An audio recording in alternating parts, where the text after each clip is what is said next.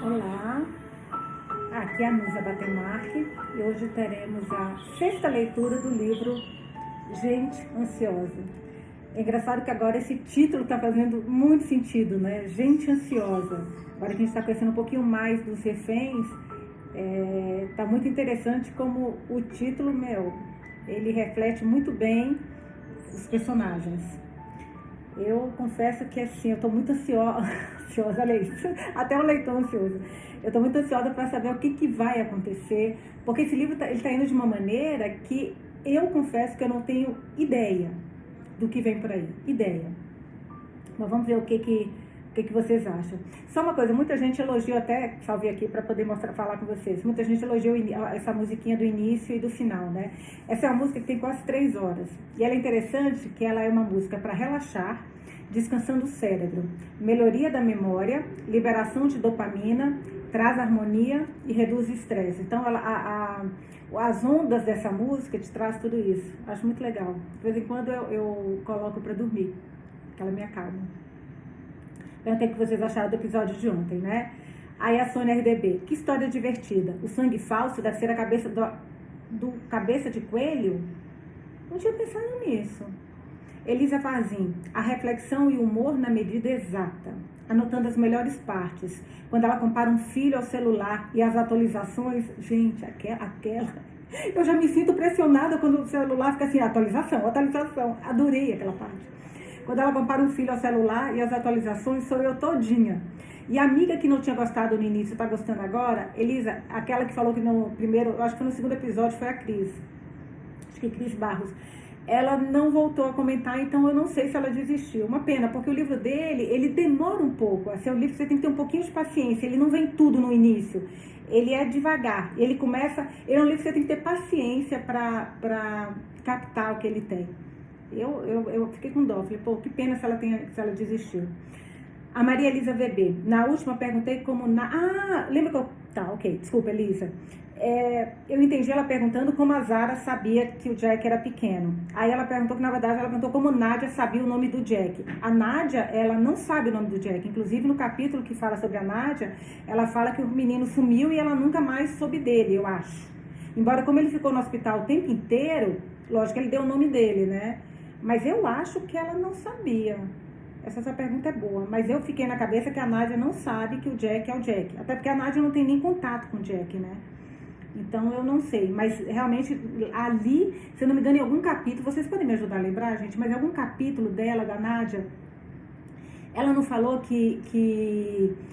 Eu vou tentar voltar depois. Mas ela falou alguma coisa de que ela nunca mais teve notícias do menino. Uma coisa assim. Mas voltando, na última pergunta, como Nádia sabia o nome do Jack. A fala dos pais em botarem os sentimentos quando nascem os filhos, e uma carinha triste. E conheço pessoas passando exatamente a fase do Roger. Eu também, Maria. Eu também, Maria Elisa. Eu também. Livro engraçado e tocante. Esse livro, ele fala com humor coisas muito verdadeiras do nosso dia a dia, de pessoas que a gente conhece. Cara, quem não conhece uma Zara, quem não conhece, tudo bem, com todos os exageros, um Roger, uma Ana Lena, uma Estela, aquela velhinha boazinha que tá sempre oferecendo comida, né? Tipo, vou deixar todo mundo feliz. Um bandido que tá desesperado, que tudo que acontece de errado na vida dele. É muito real isso. Anitta, Nusa, manda leitura. Eu deixei mensagem no YouTube porque tem mais espaço. Aliás, desculpa, gente, ontem eu não li as mensagens do YouTube. Desculpa, eu sempre leio. Vou ler a de hoje. Amanda Faria, que leitura, gente. Engraçada e ao mesmo tempo realista. Eu fiquei com tanta raiva do ex do assaltante, muito revoltante revoltante o que ela fez, né? Mas estou ficando ansiosa, maiúsculo, para saber o que será do assaltante. Eu também. Agora os comentários do YouTube. Anitta, que deixou. Nusa, apaixonada por esse escritor. Meu primeiro livro dele. Leia todos. Gente, leiam todos. São muito, muito lindos. Esse, por incrível que pareça, é o que está demorando mais para pegar a linha. Os outros são mais rápidos. Mas, nossa, ele não muda essa sensibilidade para escrever. Ela continuando o que ela falou. Ele retrata o íntimo de uma maneira real e singular. E com toques de humor que nos leva à reflexão. Só virar assim para ficar mais fácil para ele. Peraí. Apaixonada por todos os personagens, pois todos, à sua medida, estão se moldando, estão em batalhas internas gigantescas. Quem sofre como crise de ansiedade e se molda para não ser atropelado pela vida, irá encontrar um acalento nas palavras dele. É verdade. Nossa, que lindo que você está escrevendo. Livro maravilhoso. Leitura feita por você e os deparos do nosso clube já são o ponto mais alto do meu café da manhã, bonitinha. Do meu mês de outubro. Ainda bem que temos os livros do nosso clube. Apoio e controle das crises de ansiedade e conflitos residenciais. Lindo domingo para vocês. Que bonitinho que você escreveu, Nito. Muito bonitinho. Aí tem também o do J. Nunes. Ele falou o seguinte: olá, Nusa. Uma confusão só neste apartamento. Estes capítulos foram muito divertidos. Cara, ele trouxe coisas muito, muito legais, assim. Olha isso. Tiveram 3 momentos bastante engraçados. A aparição do coelho, quase nu. Quando o Roger ofereceu dinheiro ao assaltante para atirar no coelho. E a lima caindo na cabeça do Jack. KKKKK. Uma observação. Olha isso, eu não tinha pensado. Como as histórias estão conectadas, aquele jovem de barba negra que Roger e Ana Helena ajudaram no shopping, não poderia ser o assaltante? Eu não lembrava nem mais desse cara, você não acredita. Foi mencionado na história que ele levava no carro 2 filhos pequenos. Poderiam ser as filhas do assaltante? Já com relação ao sangue artificial, pode ser do Lenar, que é o coelho, né? Talvez ele usasse para afastar os potenciais compradores do apartamento. Gostei da mensagem, bastante. Deu uma luz aí pra gente, para algumas coisas que eu confesso que eu não tinha nem pensado. Então vamos ver o que vem por aí. Então vamos continuar a nossa leitura. Hoje a gente vai ler da página 208 à página 248. De forma geral, que nem ontem, como ontem, quando eu consigo, eu quero ler 1h30. Então, se eu vejo que acabou, mas ainda tem mais um tempinho, uma hora e meia, eu continuo mais um pouquinho, tá, gente? Entrevista com testemunha. Data, 30 de dezembro. Nome das testemunhas, Jules e Rô. Vamos para Julie e Rô agora. Jack. Como vocês foram testemunhas de um delito tão grave como esse, devo insistir em poder falar com vocês separadamente, e não com as duas ao mesmo tempo. Jules, por quê? Jack, porque é assim que as coisas são. Jules, desculpe, mas seu corpo foi possuído por um demônio que fala igual a minha mãe. O que quer dizer com que é assim que as coisas são? Jack, vocês são testemunhas em uma investigação criminal, existem regras. Jules, uma de nós é suspeita de cometer um crime, então... Jack, não. Bem, sendo assim, vamos prestar testemunho juntos. Você sabe por quê? Jules falando, né? Jack, não. Porque é assim que as coisas são. Jack, Jesus, se já existiu um grupo de testemunhas mais difíceis, não tenho ideia onde foi. Então, ele tem razão, né? Jules, como é que é? Jack, eu não disse nada. Jules, disse sim. Eu vi você resmungar. Não foi nada, tudo bem. Você venceu. As duas podem testemunhar, juntas. Rô, Júlia está apenas preocupada porque a Rô a gente sabe que não tem filtro nenhum, né, gente? Nenhum. Rô, agora. Júlia está apenas preocupada que eu diga alguma besteira se ela não estiver aqui. Júlia, cale-se agora, querida. Rô, viu só? Jack, pelo amor de Deus, vocês duas nunca param de matraquear. Eu disse tudo bem, vou entrevistar as duas ao mesmo tempo, mas não é assim que funciona aqui. Rô, nossa, você precisa ficar tão bravo? Eu não estou bravo! Então tá. Então tá, a Julie falou também. Jack, preciso dos seus nomes verdadeiros. Rô, estes são os nossos nomes verdadeiros. Jack, são apelidos, correto? Julie, por favor, será que você não poderia concentrar-se apenas na entrevista? Isso não importa, na verdade, não é? Eu preciso ir ao banheiro. Tadinha grávida, né? Jack, claro, porque qual é o seu nome? É uma pergunta complexa demais. Gente, e ele também não é um policial tradicional. Não tem ninguém tradicional aqui, né? Ó, Júlia, gente, olha a testemunha respondendo para o policial. Pare de reclamar e limite as suas perguntas. Jack, entendi. Eu sou apenas um policial, então é óbvio que é perfeitamente cabível que você decida o que deve acontecer aqui. Júlia, quê?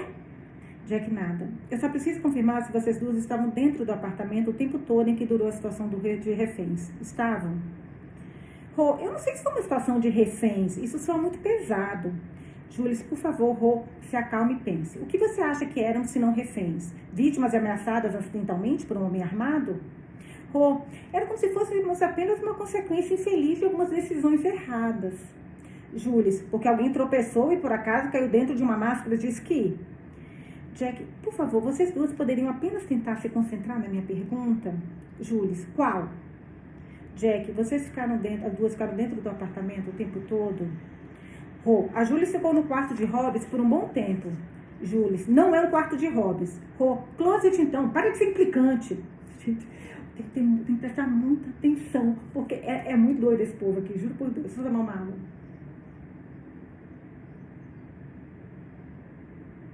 Vamos lá. Jack, você ficou no closet por quanto tempo? Quer dizer, levou quanto tempo até você sair do closet? Jules, o que você está insinuando? Jack quer dizer, não foi em nenhum sentido que eu quis dizer. Entendi, Jules, né? Então, o que exatamente você quis dizer? Jack, nada. Eu não quis dizer no sentido de sair do armário de forma alguma, exceto em relação ao fato de que você estava fisicamente dentro de um closet. Jules, ficamos no apartamento o tempo todo. Rô, por que você parece tão zangada? Jules, talvez sejam os hormônios, Rô. É isso que você está tentando dizer? Rô, não, na verdade não. Bem, eu certamente não disse isso, então não conta. Jack, entendo que você estiver num dia difícil, mas estou apenas tentando entender onde todos estavam em vários momentos. Por exemplo, quando as pizzas foram entregues. Rô, por que isso é importante? Jack, porque foi a última vez que soubemos com certeza que o perpetrador estava dentro do apartamento. Rô, eu estava sentado na Jazz Long quando comemos pizza. Jack, o que é isso? É um sofá diferente, tipo um divã, Julie respondeu. Rô, não é. Quantas vezes eu tenho que te dizer que Jazz Long não é divã? Sabe como a gente sabe que Jazz Long não é divã? Porque ela não é chamada de divã. Julie, dai-me forças. Vamos ter a mesma discussão agora de quando eu não sabia o que era uma cômoda? Você sabe o que é uma cômoda? Jack, é tipo uma mesa alta com gavetas, não é? Julie, viu só? Eu te disse. Rô, não é uma mesa. Jules, é também aquele antigo gabinete com uma bacia em cima para lavar o rosto. Gente, onde está a parte do crime aqui? Me conta. Nada, já se perderam, né? O depoimento já foi para outro lugar. Jack, eu não sabia. Jules, nenhuma pessoa normal sabe disso. Rô, vocês dois cresceram nas cavernas? Sério? Uma cômoda é uma espécie de uma prima da penteadeira. Presumo que você saiba o que é uma penteadeira. Jack, sim, eu sei o que é uma penteadeira. Jules, como você pode saber disso e ainda chamar um guarda-roupa de closet? Rô, porque guarda-roupa é uma palavra usada por bloqueiros que ensinam a fazer sucos e há 3 anos não fazem cocô sólido, enquanto penteadeira é uma mesa de mobília adequada. Jules, viu só o que eu tenho que comentar? Ela ficou obcecada por penteadeiras e cômodas antigas durante 3 meses no ano passado porque queria ser marceneira. Antes disso, quer ser instrutora de yoga e logo depois, gerente de fundo Ed. Rô, por que você sempre tem que exagerar tudo? Eu nunca quis ser gerente de fundos Ed. O que você ia ser então? Jules perguntou. Uma operadora do mercado, Rô respondeu. Qual a diferença? Rô, não cheguei a me aprofundar para saber. Foi nessa época que comecei a me interessar por queijos. Jack, eu gostaria que voltássemos à minha pergunta. Rô, você parece estressado. Não é nada bom morder a língua assim. Jack, eu ficaria menos estressado se vocês apenas respondessem a minha pergunta. Jules, sentamos no sofá e comemos pizza. Esta é a resposta à sua pergunta. Jack, obrigada. E quem estava no apartamento naquela hora? Jules, nós duas, Estelle, Zara, Lenar, Ana Lena e Roger, o assaltante do banco. E a corretora de imóveis? Evidente. Jack, e onde estava a corretora de imóveis? Jules, naquele exato momento? Isso. Eu sou seu GPS, por acaso? A Julie respondeu. Jack, eu só quero que você se lembre se todo mundo estava sentado em volta da mesa comendo pizza. Jules, acho que sim. Jack, você acha que sim? Jules, qual é o seu problema? Eu estou grávida e havia gente armada. Eu tinha muitas coisas em que pensar. Não sou uma professora de pré-escola contando mochilas no ônibus. Rô, isso aqui é um doce? Jack, é uma borracha. Jules, para de querer comer tudo. Rô, eu só estava perguntando. Jules, você sabia que ela abre a geladeira em cada apartamento que vamos visitar? Você acha isso um comportamento aceitável? Jack, pouco me importa. Puta, finalmente, Jack, finalmente. Pouco me importa. Rô, eles querem que você olhe a geladeira. Isso tudo faz parte do chamado home styling, dos corretores de imóveis. Todo mundo sabe disso. Uma vez encontrei tacos. Eles ainda estão no top 3 melhores tacos que já comi. Jules, espere aí, você comeu os tacos? Rô, eles querem que você coma. Jules, se você come coisas que encontra na geladeira de um estranho, está de brincadeira? Rô, o que tem de errado nisso? Era um de frango. Bem, eu acho que aquilo era frango. Tudo tem gosto de frango quando fica na geladeira por muito tempo. Menos tartaruga. Já te contei quando comi tartaruga? Jules, o quê? Não, pare de falar agora, vou vomitar, sério. Rô, o que você quer dizer com pare de falar? É você que vive dizendo que quer que sabemos tudo uma da outra? Júlia, bem, eu mudei de ideia. No momento, acho que sabemos a quantidade certa uma da outra. Gente, agora estão as duas discutindo e o Jack escutando. Pelo amor de Deus, o Jack nem está aparecendo aqui no diálogo. Rô, você acha estranho comer tacos enquanto visitamos o apartamento? Jack, voltou. Eu agradeceria se vocês não me envolvessem nisso. Júlia, ele acha doentio. Rô, ele não disse isso. Você sabe que é doentio? Júlia esconde doces de chocolate. Que tipo de espécie de adulto faz isso? Ai, que adulto faz isso? Esconder doce de chocolate na gaveta do escritório para ninguém pegar e querer trancar. Só que a gaveta não tem tranca e tá preocupada que se alguém entrar e pegar meus bombons serenata de amor e bom, porque bombom pra mim tem que ser bombom serenata de amor, é o único que presta. Que espécie de adulto faz isso? Concordo. Tô chocada. Júlia, eu escondo chocolates caros. Puta, o meu ainda é barato, é o mais barato que tem, gente. Uma vez meu marido me trouxe uma barra de chocolate bonitinho, que era ex-marido. Eu adoro biscoito recheado. Aí ele me trouxe um francês. Cara, eu gosto de piraquê. Eu falei com ele, eu não gosto desse trem caro. O chocolate desse trem caro é ruim. Eu gosto de piraquê, eu gosto de chocolate assim, tupiniquim. A Júlia, botando pro livro, né? Eu escondo chocolates caros, é claro, porque sou casada com um buraco negro. É mentira dela. Uma vez descobri que ela comprou chocolate diet. E ela se escondeu também, como se eu não fosse capaz de me impedir de comer chocolate diet. Como se eu fosse uma maldita psicopata. Júlia, mas você comeu. Para te dar uma lição, Rô respondeu. Não porque eu gostasse. Júlia, ok. Estou pronta para responder as suas perguntas agora. Jack, nossa, que sorte a minha. Júlia, você quer fazer suas perguntas ou não? Gente, que depoimento é esse, pelo amor de Deus? Jack, tudo bem.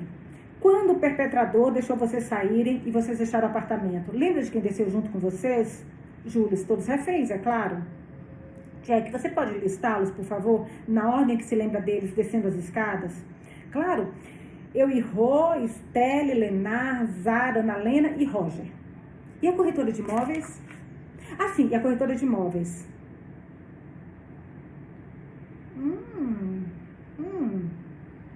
Ah, sim, a corretora de imóveis. Jack, a corretora de imóveis também estava com vocês, não é? Júlia, estamos perto de acabar isso daqui? Rô, estou com fome.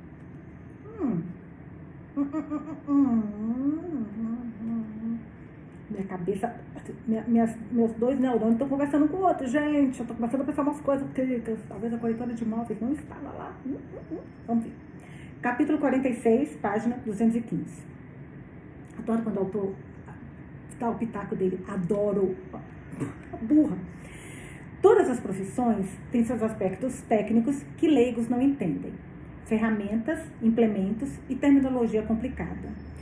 Talvez a de policial tenha mais do que a maioria. Sua linguagem muda constantemente. Os policiais mais velhos não conseguem acompanhar as transformações na mesma proporção em que os mais jovens as inventam.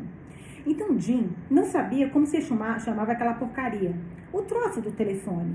Ele só sabia que tinha uma coisa especial que permitia que uma pessoa fizesse chamadas mesmo que quase não houvesse sinal algum. E que Jack adorava o fato da delegacia ter recebido o aparelho. Talvez Jack gostasse demais de engenhocas telefônicas do que Jim julgava ser sensato. Mas foi esse telefone que eles mandaram para o assaltante do banco no final da drama dos reféns. Então acabou sendo bastante útil, afinal. Na verdade, foi Jim quem teve a ideia da qual não ficou nem um pouco orgulhoso. Logo após a libertação dos reféns, o negociador ligou para o assaltante do banco por aquele telefone, tentando negociar uma rendição pacífica. Foi quando ouviram um tiro. Naturalmente, Jack explicou a tecnologia do telefone para Jim, com riqueza de detalhes. Então, obviamente, Jim ainda o chama de aquele telefone especial que consegue a droga de um sinal onde não há nenhum. Quando eles estavam prestes a enviá-lo para o assaltante, é evidente que Jack disse a Jim para se certificar de que o dom da chamada estivesse definido corretamente. O que, é claro, não estava. Jack está olhando em volta do apartamento. Pai, você verificou se o tom da chamada daquele telefone estava acionado quando enviamos? Sim, claro, Jim responde. Então não estava, não é? Eu posso ter esquecido disso, eu não sei. Jack esfrega o rosto. O Jack tem que passar por testemunhas, pelo pai. A vida do Jack não tá fácil, gente. Na boa, não tá fácil. E ele só quer fazer o correto. Jack esfrega o rosto com as palmas da mão em frustração. A vibração poderia estar acionada? Poderia, sim. Jack estende a mão e toca a mesinha onde o telefone estava quando eles invadiram o apartamento. O móvel mal fica de pé em suas 3 pernas, um desafio definitivo para a gravidade. Ele olha para o ponto no chão onde encontrara a pistola. Em seguida, acompanha com o olhar algo invisível e vai até a cortina verde. A bala está na parede. O assaltante não atirou em si mesmo, Jack diz em voz baixa. Depois percebe claramente que o assaltante nem estava no apartamento quando o tiro foi disparado. Não entendo, Jim fala atrás dele, não com raiva como alguns pais teriam, mas com orgulho, como apenas poucos pais conseguem. Jim gosta de ouvir o seu filho explicar o raciocínio por trás das suas conclusões, mas não há satisfação na voz de Jack quando faz isso agora. O telefone estava nessa mesinha instável, pai. A arma devia estar ao lado do telefone. Quando ligamos, depois que todos os reféns foram libertados, ele começou a vibrar. A mesa balançou, a arma caiu no chão e disparou. Achávamos que o criminoso tinha atirado em si mesmo, mas ele nem estava aqui. Ele já tinha ido embora. O sangue cenográfico, seja lá o que for, deve ter sido derramado antes. Jim olha o filho por um longo tempo. Em seguida, coça a barba por fazer. Sabe de uma coisa? Por um lado, este parece ser o crime mais inteligente do mundo. Jack assente com um gesto da cabeça, esfregando inchaço em sua testa e conclui o raciocínio do seu pai. Mas, por outro lado, parece ter sido executado por um completo idiota. Pelo menos, um deles está certo. Jack afunda-se no sofá e Jim se deixa cair como se tivesse sido empurrado. Jack pega sua bolsa, tira todas as anotações das entrevistas com as testemunhas e as espalha à sua volta sem explicar o que está fazendo. Ele lê tudo mais de uma vez. Quando acaba a última folha, ele morde metodicamente a língua porque é na língua que reside o estresse de Jack. Eu sou um idiota, ele diz.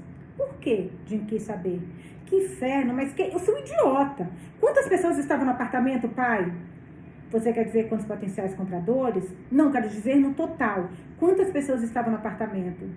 Jim começa a tartamudear. Meu Deus do céu. Eu nunca vi essa palavra na minha vida, gente. Tartamudear. Jim começa a tartamudear. Se vocês souberem, por favor, anota aí e fala assim, vou deixar na mensagem para a Musa para me explicar. Senão eu vou marcar aqui. Estou sem um negócio agora, porque eu quero saber o que significa. Jim começa a tartamudear, esperando que isso faça parecer que ele está entendendo alguma coisa do assunto. Vejamos. 7 potenciais compradores, ou bem, havia de fato apenas aquelas duas, Roy Jules e Roger e Ana Lena, Stelle, que não estava realmente interessada em comprar um apartamento. São 5, Jack acena com impaciência. 5, é isso. É sim. E tinha a Zara, que nós não sabemos porque estava no apartamento. Depois tinha o Lenar, porque a Ana Lena o contratou. Então isso dá 1, 2, 3, 4, 5, 7 pessoas no total. Jack acena com a cabeça. Além do criminoso. Jim acrescenta. Exatamente. Mas também a corretora de imóveis. Mas no diálogo, em nenhum momento, gente, em todos os diálogos que a gente está vendo agora, a corretora de imóveis apareceu, né? Eu não tinha reparado nisso, você já? Além da corretora de imóveis. Sim, então dá 9. Diz animado por sua própria habilidade matemática.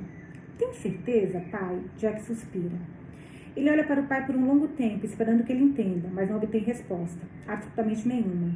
Apenas 2 olhos encarando como faziam muitos anos atrás, depois de assistirem um filme juntos, e Jack precisando explicar o final.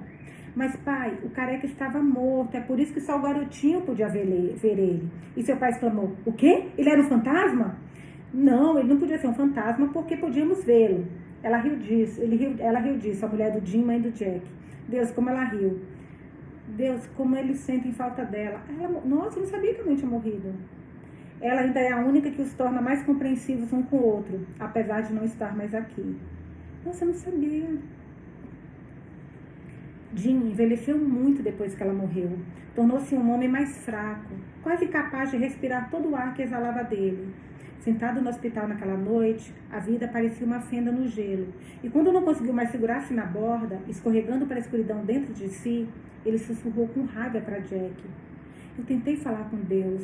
Eu realmente tentei. Mas que tipo de Deus deixa uma pastora tão doente? Ela nunca fez nada além de ser boa com as pessoas. Então, que tipo de Deus dá uma doença como essa para ela? Quem nunca duvidou de Deus, né? Até cara que eu adoro, São Lucas, que livro lindo, meu Deus, Médico de Homem de Almas, até São Lucas. Na época, Jack não tinha uma resposta, como não tem uma resposta agora. Ele apenas ficou sentado em silêncio na sala de espera e abraçou seu pai, até que fosse impossível afirmar de quem eram as lágrimas que escorriam pelo seu pescoço. Na manhã seguinte, eles ficaram com raiva do sol por ter nascido e não puderam perdoar o mundo por viver sem ela. Mas quando chegou a hora, Jack se levantou, adulto e de costas retas. Passou por uma série de portas e parou na frente do quarto dela. Ele era um jovem orgulhoso, firme nas suas crenças. Não era religioso e sua mãe nunca lhe disse uma palavra severa por isso, por ele ser assim. Ela era o tipo de pastora com quem todo mundo gritava. Gritavam pessoas religiosas por ela não ser religiosa o suficiente e outras por ela ser religiosa em tudo.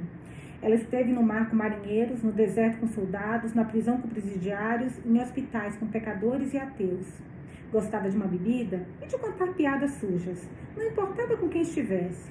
Se alguém chegasse a perguntar o que Deus acharia disso, ela sempre respondia: não acho que concordamos em tudo, mas tenho a sensação de que ele sabe que estou fazendo o melhor que posso. E acho que talvez ele sabe que trabalho para ele, porque tento ajudar as pessoas. Se alguém lhe pedisse para resumir sua visão do mundo, ela sempre citava Martin Luther King. Mesmo se eu soubesse o que o mundo se desintegraria amanhã, ainda assim plantaria minha macieira. Seu filho a amava, mas ela nunca conseguiu fazer com que ele acreditasse em Deus. Porque embora possamos ser capazes de incutir uma religião nas pessoas, não podemos ensiná-las a ter fé. Caraca! Que lindo. Que lindo. Mas naquela noite, sozinho no final de um corredor mal iluminado, em um hospital onde ela havia segurado tantas pessoas moribundas pela mão, Jack ajoelhou-se e pediu a Deus que não tirasse a mãe dele. Quando Deus a levou mesmo assim, Jack foi até seu leito de morte e segurou sua mão com muita força, como se estivesse esperando que ela acordasse e o repreendesse. Então ele sussurrou, desconsolado: não se preocupe, mamãe, eu vou cuidar do papai. Ele ligou para a irmã depois. Ela fez promessa após promessa, é claro, como sempre. Ela só precisava do dinheiro para comprar uma passagem. Obviamente, Jack enviou o dinheiro, mas ela não foi ao funeral. Jean nunca chamou de viciada ou drogada, porque os pais não podem fazer isso. Ele sempre disse que a filha está doente, porque isso faz com que a situação pareça melhor. Mas Jack sempre chama a irmã do que ela é, viciada em heroína. Ela é 7 anos mais velha do que ele. E se você for pequeno com essa diferença de idade, você não tem uma irmã mais velha, você tem um ídolo. Quando ela saiu de casa, ele não pôde ir com ela. E quando ela tentou se encontrar consigo mesma, ele não conseguiu ajudar. E quando ela afundou, ele não conseguiu salvá-la. Desde então, são apenas Jack e Jean. Eles mandam dinheiro toda vez que ela telefona, toda vez que ela finge que vai voltar para casa. Só do que precisa é de uma ajuda para a passagem aérea, como aconteceu da última vez. E talvez um pouco mais de dinheiro para saldar as dívidas. Nada demais, ela vai resolver tudo se eles pudessem. Eles sabem que não deveriam, é claro. A gente sempre sabe. Os adictos são viciados em drogas e suas famílias são viciadas em esperança. Cara, dá vontade de marcar esse livro inteiro, juro por Deus, inteiro. Eles se agarram a ela. Cada vez que seu pai recebe uma ligação de um número que não reconhece, ele sempre espera que seja a filha. Enquanto seu irmão mais novo fica apavorado, porque está convencido de que essa será a ligação de alguém que vai lhe dizer que ela morreu. As mesmas perguntas ecoam por ambos. Que tipo de policiais não conseguem nem cuidar da própria filha e irmã? Que tipo de família não consegue ajudar um dos seus a cuidar de si mesmo? Que tipo de Deus deixa uma postura doente? E que tipo de filha não comparece nem ao funeral da própria mãe? Quando os 2 filhos ainda moravam em casa, quando todos ainda estavam toleravelmente felizes, Jack perguntou à mãe certa noite como ela suportava sentar-se ao lado de pessoas quando elas estavam morrendo em suas horas finais, sem ser capaz de salvá-las. Sua mãe beijou o topo da sua cabeça e lhe disse: como se come um elefante, querido? Ele respondeu da mesma forma que uma criança que já ouviu a mesma piada milhares de vezes. Um pouquinho de cada vez, mãe. Ela riu alto, pela 1000ª vez, como os pais costumavam fazer. Depois, segurou a mão dele com força e disse: não podemos mudar o mundo. E muitas vezes não podemos nem mesmo mudar as pessoas. Não mais do que um pouco de cada vez. Portanto, fazemos o que for possível para ajudar sempre que tivermos essa chance, querido. Nós salvamos aqueles que podem se salvar, aqueles que podem nos salvar. Damos o nosso melhor. Depois, tentamos uma forma de nos convencer de que isso terá que ser o suficiente para que possamos conviver com nossos fracassos sem nos afogar. Jack não podia ajudar a irmã. Vou fechar a janela só um pouquinho, tá, gente? Cada barulho, só um minuto.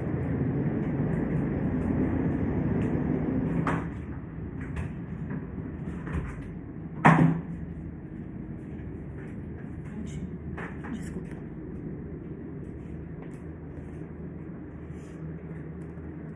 Jack não podia ajudar a irmã.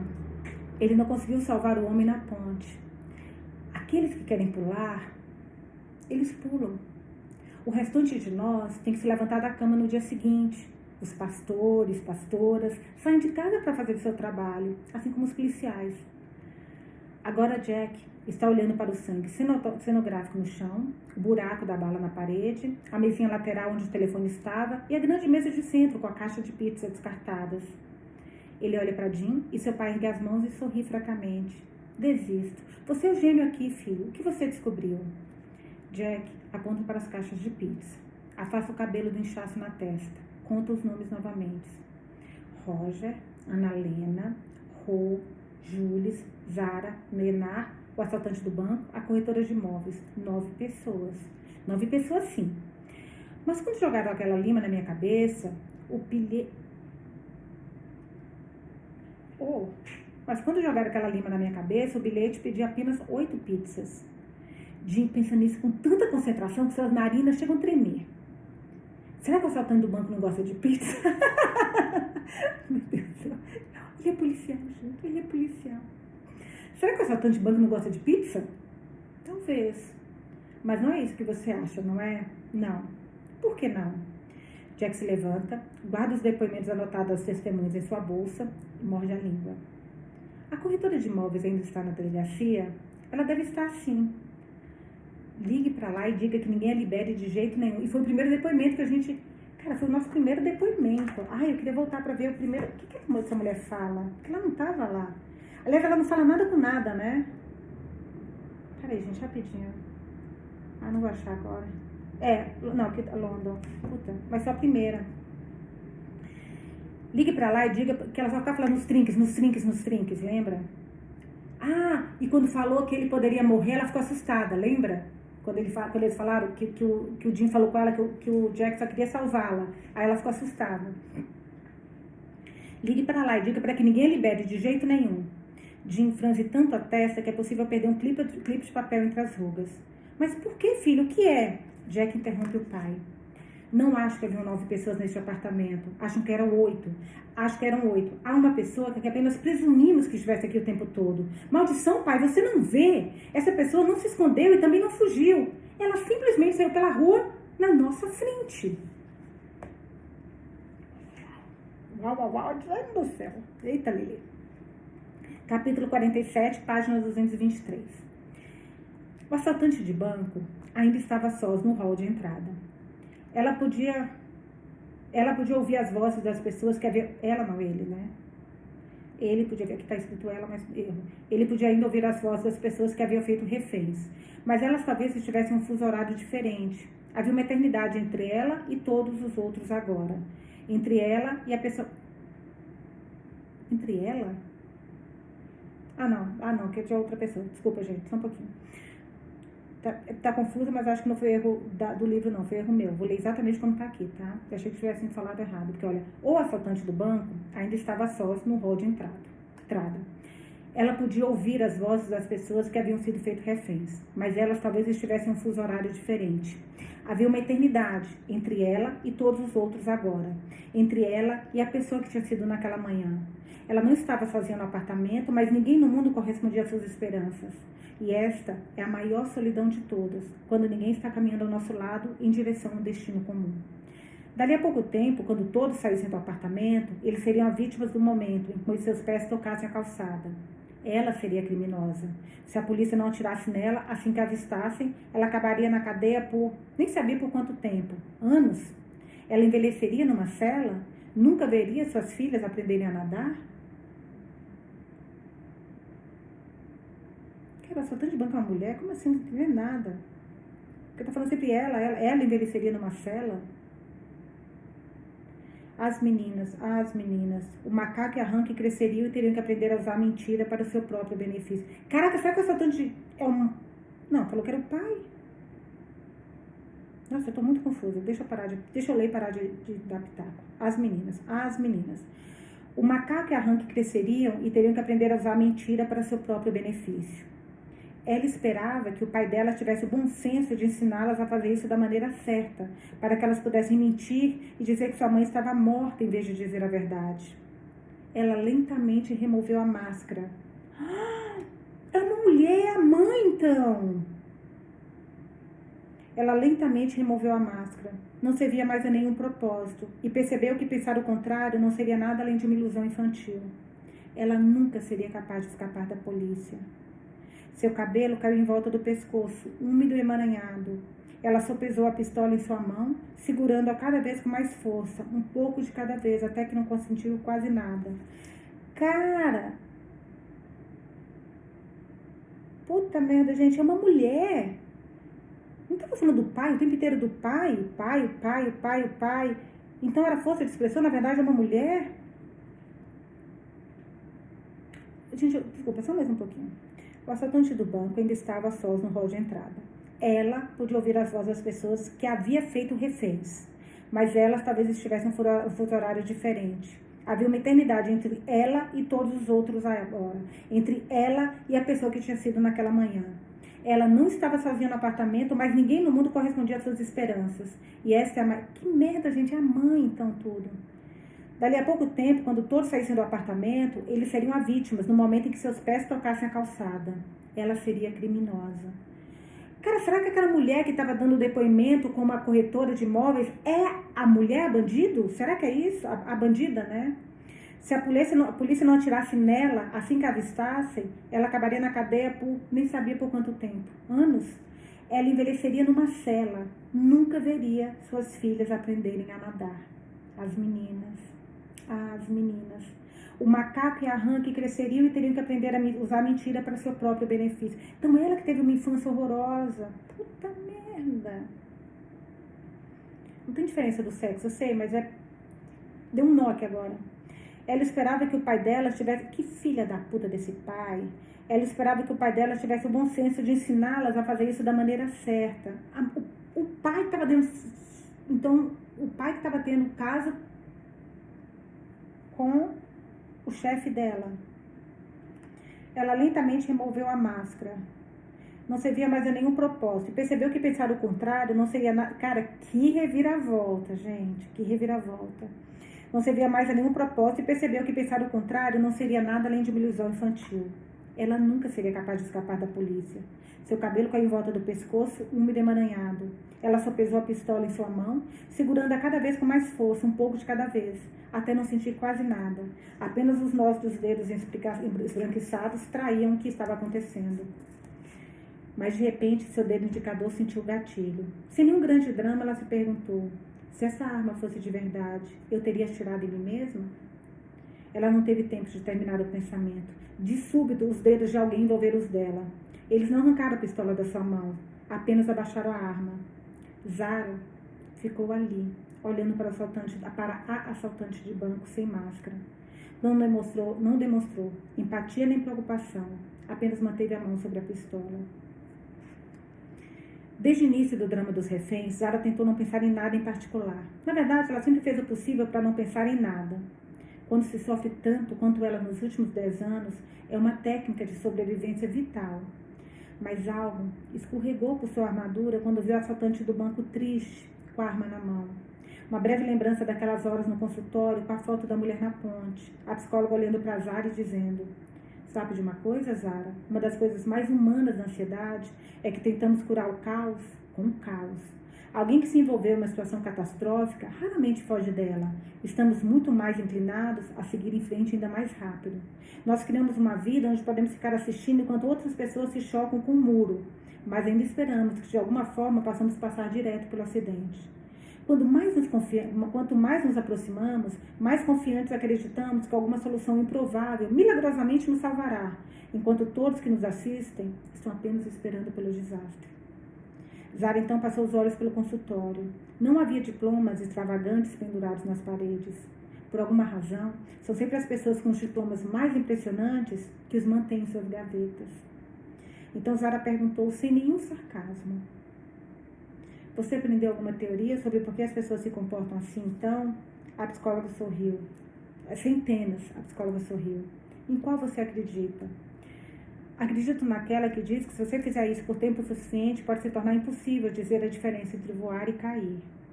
Zara normalmente lutava para manter todos os pensamentos sob controle, mas aquele escapou. Então, quando ela se viu parada no hall do apartamento, colocou a mão em volta da pistola e disse a coisa mais gentil que uma mulher em sua posição poderia dizer a uma mulher na posição do assaltante de banco. 4 palavras. Não faça nenhuma bobagem. Assaltante de banco olhou para ela, seus olhos em branco, seu peito vazio, mas ela não fez nenhuma bobagem. Até deu um sorriso fraco. Foi um momento inesperado para as duas. Zara se virou e afastou-se rapidamente, quase com medo de voltar para a varanda. Ela puxou um par de fones do ouvido da bolsa, colocou e fechou os olhos. Pouco depois, comeu uma pizza, pela primeira vez na vida, o que também foi inesperado. Carapciosa, achou repugnante. Capítulo 48, página 226. Jack salta da viatura da polícia enquanto ela ainda está em movimento. Ele entra na delegacia e corre para a sala de interrogatório tão depressa que bate com a testa já machucada na porta porque não consegue abri-la com rapidez o suficiente. Jim vem atrás dele, ofegante, tentando fazer seu filho se acalmar, mas não há chances disso. Olá, tudo nos trinques, a corretora de imóveis começa, mas Jack a interrompe rugindo. Eu sei quem você é agora. Eu não entendo, a corretora engasga. Acalme-se, Jack, por favor, Jim ofega da porta. É você! Jack grita sem mostrar nenhum sinal de que se acalmou. Eu? Os olhos de Jack estão brilhando de triunfo quando ele se inclina sobre a mesa com os punhos cerrados no ar e sibila. Eu deveria ter percebido desde o início. Nunca houve nenhuma corretora de imóveis no apartamento. Você é o assaltante do banco. Capítulo 49, página 227. Claro que foi idiota da parte do Jack não perceber desde o início quem era o assaltante do banco, porque lhe parecia tudo tão óbvio agora. Talvez tenha sido culpa da sua mãe. Ela manteve os dois juntos, ele e seu pai, o que talvez pudesse desconcentrá-lo no trabalho e por alguma razão sua mãe havia dominado seus pensamentos o tempo todo hoje. Tantos problemas na morte quanto na vida daquela mulher. Pode ser que em algum lugar houvesse outro pastor mais difícil do que ela, mas seria raro haver dois. Quando viva, ela discutia com todos. Talvez mais com o filho do que com qualquer outra pessoa. Isso não parou depois do seu funeral, porque as pessoas com quem discutimos de forma tão mais dura não são aquelas completamente diferentes de nós, mas as que quase não são diferentes em nada. Às vezes, ela precisava viajar ao exterior após algum desastre, quando as organizações de ajuda humanitária necessitavam de voluntários, e ouvia críticas constantes vindas de todas as direções, tanto de dentro como de fora da igreja, que não deveria ajudar em nada ou deveria estar ajudando em outro lugar. Para quem nunca faz nada, não há nada mais fácil do que criticar alguém que realmente se esforça. Certa vez, ela estava do outro lado do mundo e se viu no meio de uma rebelião popular. Tentou ajudar uma mulher sangrando a fugir no caos, e ela mesma foi esfaqueada no braço. Ela foi levada ao hospital, conseguiu um telefone emprestado e ligou para casa. Jim estava sentado diante do noticiário esperando. Ele ouviu pacientemente, como sempre, feliz e aliviado por ela estar bem. Mas quando Jack percebeu o que tinha acontecido, agarrou o telefone e gritou tão alto que a linha começou a guinchar. Por que você teve que se meter aí? Por que você tem que arriscar sua vida? Por que você nunca pensa na sua família? Sua mãe percebeu, é claro, que o filho estava gritando de medo e preocupação. Então ela respondeu do jeito que costumava fazer.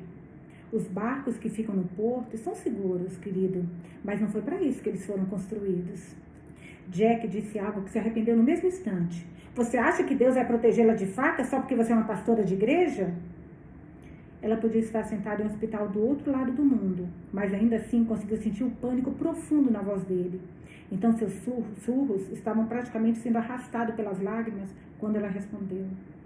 Deus não protege as pessoas da faca, querido. Foi por isso que Deus nos deu outras pessoas, para que possamos proteger umas às outras. Ai, não, gente, eu preciso de um... Juro, é muita coisa que eu quero marcar. Eu vou pegar Não, é muita coisa que eu quero marcar. Meu Deus do céu. Quanta coisa linda que tem nesse livro, Jesus. Peraí, rapidinho. Pronto. Era impossível discutir com uma mulher tão obstinada. Jack odiava sentir o quanto ele a admirava às vezes. Jim, por sua vez, a amava tanto que mal conseguia respirar. Mas ela não viajou muito depois disso e nunca mais foi para tão longe novamente. Um dia, ela adoeceu e eles a perderam. E o mundo perdeu um pouco mais da sua proteção. Então, quando o drama dos reféns começou, quando Jack e Jim estavam parados na rua, um dia antes da véspera do Ano Novo, na frente do prédio do apartamento, e tinham acabado de ouvir de seus chefes que se revelavam pelo agente de Estocolmo, os dois começaram a pensar muito nela e no que ela teria feito se estivesse ali. E quando aquela lima saiu voando pela varanda, atingindo o Jack na testa, e eles perceberam que o papel em volta da fruta era um bilhete pedindo pizzas, os dois concluíram que era improvável que surgisse uma oportunidade melhor para entrar em contato com o assaltante do banco. Então Jack ligou para o negociador. E apesar de ser um sujeito de Estocolmo, ele concordou que eles estavam certos. Sim, bem, entregar pizza pode ser uma boa abertura para a comunicação. Claro que sim. E quanto à bomba na escada, ele quis saber. Não é uma bomba, Jack disse com confiança. Você poderia jurar que isso é verdade? Em cima da Bíblia que você escolher. E posso dizer que minha mãe me ensinou muito a esse respeito. Esse criminoso não é perigoso, só está assustado. Como sabe disso? Porque se fosse perigoso, se soubesse o que estava fazendo, não teria pedido pizza para todos os reféns, jogando limas em nós. Deixe-me entrar e falar com ele. Eu posso. Jack fez uma pausa. Ele estava prestes a dizer, eu posso salvar a todos. Mas engoliu em seco, em vez disso, saiu. Eu posso consertar isso, eu posso resolver a situação. Você falou com todos os vizinhos? O negociador quis saber. O resto do prédio está vazio, Jack o assegurou. O negociador ainda estava preso no trânsito das autoestradas, a muitos quilômetros de distância. Nem mesmo as viaturas policiais conseguiam passar. Então, no fim das contas, ele concordou com o plano de Jack. Mas também exigiu que Jack, de alguma forma, conseguisse plantar um telefone no apartamento, para que o próprio negociador pudesse ligar para o assaltante e liberar na negociação dos reféns. E levar a glória quando tudo acabar bem, Jack pensou mal-humorado. Eu tenho um telefone decente, Jack disse, porque ele ainda tinha aquele aparelho que o Jim chamava de telefone especial, que consegue a droga de um sinal onde não há droga de sinal nenhum. Vou ligar depois que comerem as pizzas. É mais fácil negociar quando as pessoas estão de barriga cheia. O negociador disse, como se hoje em dia fosse isso que se aprende o curso de negociações com sequestradores. O que faremos se ele não abrir a porta quando chegarmos lá? Jack perguntou. Então você deixa as pizzas e o telefone no patamar. Como podemos ter certeza de que ele levará o telefone para dentro do apartamento? Jack quis saber. Por que não? Você acha que ele tomou decisões racionais e lógicas até agora? Ele pode ficar estressado e pensar que o telefone é uma espécie de armadilha. Foi quando Jim, de repente, teve uma ideia. O que o surpreendeu tanto quanto a qualquer pessoa. Podemos colocar em uma das caixas de pizza, ele sugeriu. Jack olhou para o seu pai em estado de choque por vários segundos. Depois assentiu e disse ao telefone. Vamos colocar o telefone em uma das caixas de pizza. Sim, uma boa ideia, o negociador concordou. Foi do meu pai, Jack disse com orgulho. Jim virou-se para que seu filho não visse o quão envergonhado estava.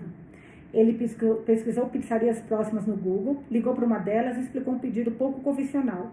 8 pizzas e um uniforme dos que os entregadores costumam usar.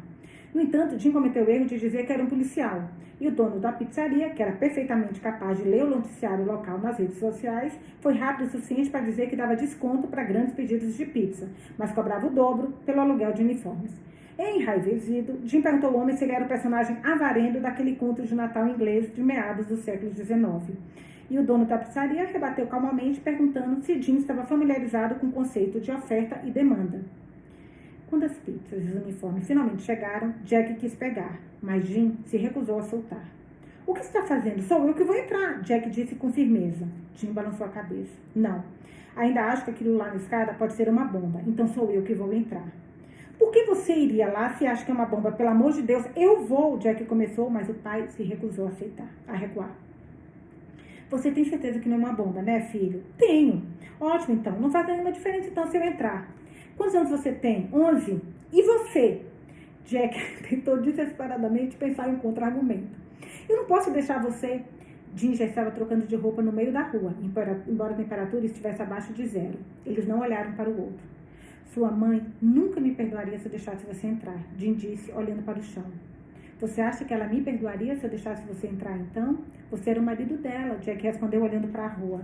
Jim olhou para o céu, mas ela era sua mãe. Às vezes, não havia como discutir com ele, o velho pateta. Capítulo 50. Página 232. Delegacia de polícia, sala de interrogatório. Todo o sangue do rosto da corretora de imóveis parece agora ter sido drenado. Ela está apavorada. Assaltante de banco? Como eu poderia? Jack fica dando voltas pela sala, agitando os braços como se estivesse regendo uma orquestra invisível, incrivelmente satisfeito consigo mesmo. Como é que eu não vi isso desde o início? Você não sabe de nada. Tudo que você disse sobre o apartamento foi um bando de disparates. Nenhum corretor de imóveis de verdade poderia ser tão ruim no seu trabalho. A corretora de imóveis parece que vai começar a chorar. Eu faço o que posso, está bem? Você tem ideia de como é difícil ser corretora de imóveis durante uma recessão? Jack fixa os olhos nela. Mas você não é uma corretora de imóveis, certo? Porque você é uma assaltante de banco. A corretora olha em desespero para Jim na porta, tentando conseguir algum tipo de apoio. Mas Jim apenas olha para ela com tristeza. Enquanto isso, Jack bate os 2 punhos na mesa e olha furioso para a corretora de imóveis. Eu deveria ter percebido desde o início, quando as outras testemunhas estavam depondo sobre a drama do reféns, elas nem mencionaram você, porque você nunca esteve lá. Admita, nós nos deixamos enganar quando você pediu aqueles fogos de artifício e depois você saiu direto daquele apartamento na nossa cara. Diga-me a verdade. Capítulo 51, página 233.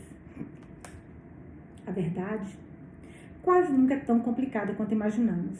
Apenas esperamos que seja, porque assim nos sentiremos mais inteligentes e pudermos resolver tudo de antemão. Essa é uma história que fala de uma ponte, de idiotas, de um drama de reféns e de uma visita a um apartamento à venda. Mas também é uma história de amor, várias na verdade. Na última vez que Zara viu sua psicóloga, antes do drama das reféns, ela chegou cedo. Nunca se atrasava. Mas era incomum não entrar exatamente na hora marcada. Aconteceu alguma coisa? Nádia quis saber. O que quer dizer? Zara rebateu. Você não costuma chegar cedo. Algo errado? Não é sua função resolver isso? Nádia suspirou. Eu só estava perguntando. Isso aí é couve? Nádia olhou para o pote de plástico em sua mesa. Sim, estou almoçando. Outros pacientes teriam interpretado a afirmação como um recado. Não Zara, é claro. Então você é vegana? Ela disse não em tom de pergunta. A psicóloga tossiu, como costumamos fazer quando a garganta se ofende por você ser previsível. Eu não precisaria ser para isso, ou precisaria. Quer dizer, eu sou vegana, mas certamente outras pessoas comem couve. Zara torceu o nariz. Mas isso foi comprado para viagem? Então você poderia ter escolhido qualquer coisa, mas você escolheu couve. E só veganos fazem isso? A única coisa que posso supor é que a falta de vitamina afeta seu juízo financeiro. Nádia sorriu. Então você me subestima porque sou vegana ou porque pago por ter comida vegana? Por comida vegana. Nádia engoliu o resto da couve e de sua autoestima. Fechou a tampa do pote e perguntou. Como você está se sentindo desde a nossa última consulta, Zara? Em vez de responder, Zara tirou da bolsa um pequeno frasco de álcool em gel, massageou cuidadosamente os dedos de costa para a mesa, olhou para a estante e declarou. Para uma psicóloga, você tem uma quantidade espantosa de livros que não são sobre psicologia. E sobre o que são esses outros livros, na sua opinião? Identidade. É por isso que você é vegana. É possível ser vegana por outros motivos. Tais como? É bom para o meio ambiente. Pode ser. Mas acho que pessoas como você são veganas porque isso faz com que se sintam bem. E talvez seja por isso que você tem má postura. Gente, parece que a Zara é psicóloga e a Nádia é paciente, né? E talvez seja por isso que você tem má postura. Muito pouco cálcio. Nádia ajustou discretamente sua posição na cadeira e fez o possível para não parecer que estava tentando se sentar ereta. Você paga pelo seu tempo aqui, Zara. Para alguém que critica as escolhas financeiras dos outros, você parece surpreendentemente feliz por desperdiçar tanto dinheiro para falar de mim. Quer falar sobre o porquê disso? Zara pareceu considerar isso seriamente, sem tirar os olhos da estante. Talvez na próxima vez. É bom ouvir isso. Ouvir o quê? Que haverá uma próxima vez. Zara virou-se e olhou para Nádia para ver se aquilo era uma piada ou não. Sem conseguir saber, virou-se novamente, esfregou mais álcool em gel nas mãos e olhou para a janela atrás de Nádia, contando as janelas do prédio em frente. Então ela disse: você não sugeriu que eu começasse a tomar antidepressivos? A maioria dos psicólogos teria feito isso. Você conheceu muitos outros psicólogos? Não. Então essa é a sua própria análise. Zara olhou para o quadro na parede. Posso entender que você não queira me dar comprimidos para dormir, porque se preocupa que eu me mate. Mas certamente, se fosse o caso, você não deveria estar me dando antidepressivos? Nádia dobrou 2 guardanapos em papel não usados e os enfiou na gaveta da mesa. Em seguida, assentiu. Você tem razão. Eu não sugeri medicação. Porque os antidepressivos são planejados para moderar os altos e baixos do humor. E, se usados corretamente, podem impedir que você se sinta triste demais. Mas eles, muitas vezes, também impedem que você se sinta feliz. Ela ergueu a mão, a palma da mão horizontal. Você acaba ficando nivelado. E você poderia supor que os pacientes que tomam antidepressivo, na maioria das vezes, sentem falta dos altos, não é? Mas não é o que acontece. A maioria das pessoas que querem interromper a medicação afirmam que gostariam de poder chorar novamente. Elas veem um filme triste na companhia de alguém que amam e gostariam de poder sentir a mesma coisa. Eu não gosto de filmes, Zara observou. Nádia riu alto. Não, claro que não. Mas eu não acho que você precise de menos sentimentos, Zara. Acho que você precisa sentir mais. Eu não acho que você esteja deprimida. Eu acho que você está solitária. Isso me parece uma análise muito pouco profissional. Talvez. E se eu sair daqui e me matar? Eu não acho que você faria isso. Não? Você disse há pouco que haverá uma próxima vez. Zara fixou o olhar no queixo de Nádia. E você confia em mim? Confio. Por quê? Porque eu posso ver que você não quer deixar as pessoas se aproximarem de você. Isso faz com que você se sinta fraca. Mas não acho que você tenha medo de ser magoada. Acho que você tem medo de ferir outras pessoas. Você é uma pessoa mais empática e ética do que gostaria de admitir. Zara ficou profundamente ofendida com isso e teve dificuldade de se entender se era porque Nádia chamou-a de fraca ou porque disse que ela era ética.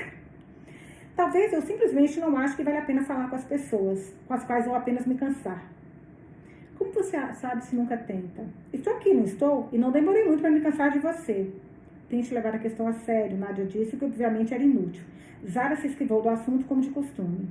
Então por que você é vegana? Nádia gemeu de cansaço. Nós temos mesmo que falar sobre isso de novo. Tudo bem, eu sou vegana porque me importo com a crise climática. Se todo mundo fosse vegano, poderíamos, Zara interrompeu com desdém, parar o derretimento das calotas polares. Nádia utilizou-se da paciência que os veganos acumulam por um bom tempo para praticar quando passam o Natal com parentes mais velhos. Não exatamente, mas é parte de uma solução maior. E, de fato, as calotas polares podem estar derretendo. Mas nós realmente precisamos dos pinguins? Zara perguntou sem rodeios. Eu diria que as calotas polares são um sintoma, não um problema. Como o problema que você tem para dormir. Voltou pro... Já foi bom agora, hein? Zara contou as janelas. Existem sapos e rãs ameaçados de extinção. E os cientistas dizem que se desaparecessem, nós ficaríamos sufocados por insetos. Mas pinguins? Quem seria afetado se os pinguins desaparecessem? Exceto talvez empresas fabricantes dessas jaquetas acolchoadas. Nádia perdeu o fio da meada. O que pode ter sido a intenção da Zara? Não se faz... O quê? Você acha que eles usam pinguins para fazer jaquetas acolchoadas? Elas são feitas de gansos. Então os gansos não são tão importantes quanto os pinguins? Isso não soa muito vegano. Não foi isso que eu disse. Foi o que pareceu. Você está fazendo disso um hábito, sabia? O quê? Mudar de assunto sempre que nos aproximamos de falar sobre sentimentos reais. Zara pareceu levar isso em consideração, então disse. E os ursos, então? Como é? Se você for atacada por um urso, você poderá matá-lo, então? Por que eu seria atacada por um urso? Talvez alguém sequestre, drogue você e acorde numa jaula com o urso e seja uma luta até a morte. Você está começando a ficar bem desconcertante agora. Eu gostaria de salientar que tive muito preparo em psicologia, então tem um limite bastante alto para o que pode ser considerado desconcertante. Para de ser tão suscetível, responda a pergunta. Você poderia matar um urso, então, mesmo se não quisesse comê-lo? Não estou dizendo se você tivesse uma faca, mas se tivesse uma faca. Ou se você tivesse um garfo, mas se você tivesse uma faca. Nádia gemeu. Você está fazendo de novo. O quê? Nádia consultou as horas. Zara percebeu. Ela contou todas as janelas 2 vezes. Nádia percebeu. Ela se olharam por um tempo até que Nádia disse. Deixe-me perguntar uma coisa, então. Você acha que zomba do movimento verde dessa forma porque ele se opõe ao setor financeiro em que você trabalha? Zara rebateu mais rápido do que ela mesma esperava, porque às vezes não sabemos o quão fortes são as nossas convicções a respeito de alguma coisa até sermos testados. O movimento verde não precisa de nenhuma ajuda para parecer ridículo. E não estou defendendo o setor financeiro, estou defendendo o sistema econômico. Qual a diferença? Um é um sintoma, o outro o problema. Nádia sentiu como se entendesse o que isso significava. Mas não fomos nós que criamos o sistema econômico? Ele não é uma construção teórica? A resposta de Zara foi surpreendentemente livre de arrogância, soando quase simpática. Esse é o problema, nós o tornamos forte demais. Esquecemos de como somos gananciosos. Você é proprietário de um apartamento? Sou. Você tem uma hipoteca e todo mundo não tem? Não. Uma hipoteca costumava ser algo que se esperava que você pagasse. Mas agora que todas as outras famílias de renda média têm uma hipoteca de uma quantia que não podem economizar durante uma vida inteira, o banco não está mais emprestando dinheiro, ele está oferecendo um financiamento. Então, uma casa não é mais uma moradia, é um investimento. Não tenho certeza se entendi direito o que isso significa. Isso significa que os pobres ficam mais pobres, os ricos ficam mais ricos e a verdadeira divisão de classes entre os que podem pedir dinheiro emprestado e os que não podem. Porque não importa o quanto uma pessoa ganhe, ela ainda consegue dormir direito no fim do mês por conta da preocupação com o dinheiro. Todos olham para seus vizinhos e se perguntam, como eles podem pagar por isso? Porque todos estão vivendo além dos seus recursos. Portanto, nem mesmo pessoas realmente ricas se sentem realmente ricas. Porque no final, a única coisa que você pode comprar é uma versão mais cara do que algo que você já tem, com dinheiro emprestado. Boca aberta, Nádia parecia assombrada. Eu ouvi um homem que trabalhava no cassino dizer que ninguém fica arruinado ao perder. Eles ficam arruinados ao tentar recuperar o dinheiro que perderam. É isso que você quer dizer? É por isso que o mercado de ações e o mercado imobiliário quebram? Zara deu de ombros. Claro, se isso faz com que pareça melhor. Então a psicóloga, de repente, e sem saber porquê, fez uma pergunta que tirou o ar dos pulmões da sua paciente. Então você se sente mais culpada por não ter emprestado dinheiro para alguns clientes ou por ter emprestado demais para outros?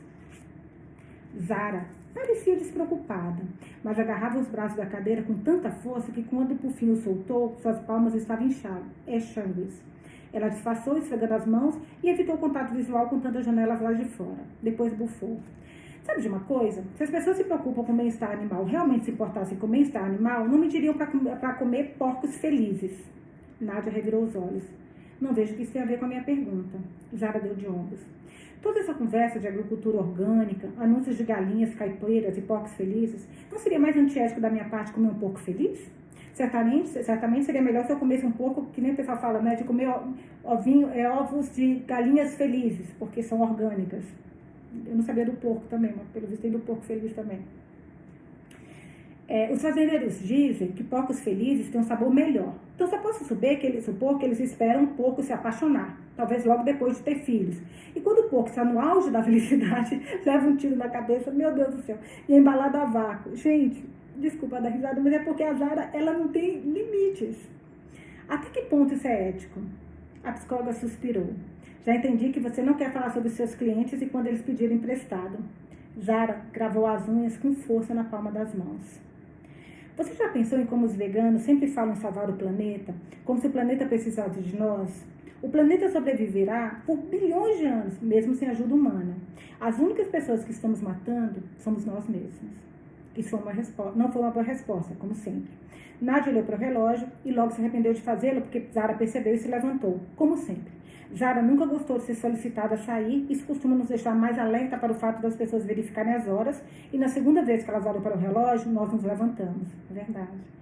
Nádia sentiu-se envergonhada e gaguejou. Ainda temos algum tempo, se você quiser, não tem outra consulta depois dessa. Bem, eu tenho coisas para fazer, Zara respondeu.